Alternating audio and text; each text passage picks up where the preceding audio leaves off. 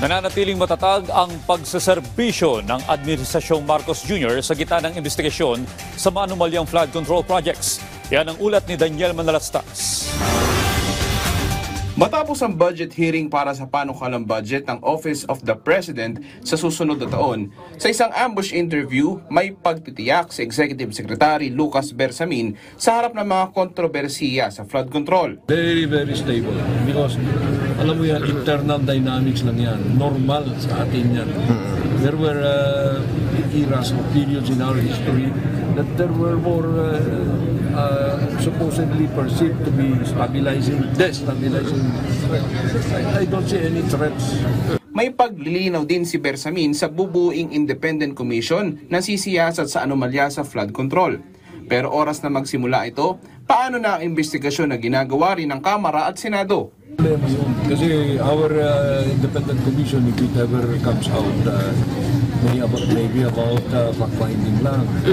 Now we all want all sectors of the Philippine society to contribute to the effort to find facts about these issues on flood control anomalies.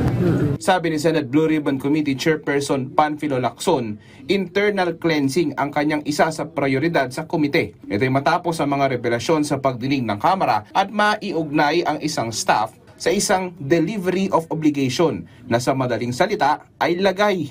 At kung saan kinilala ni Senator Jinggoy Estrada ang naturang staff bilang bahagi umano ng Blue Ribbon Committee. Sa harap naman ng issue na may mga tumanggap ng campaign funds na kandidato nitong nakaraang eleksyon mula sa mga kontraktor, sabi ni Senate President Tito Soto, dapat silang pagpaliwanagin.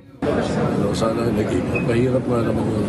O baka hindi nila alam na meron ganong kapawalan, pero bawal yun. Kung tumakbo kayo, hindi kayo nakatanggap dyan sa mga contractors? Hindi, kapos na eh. Dami yung abono.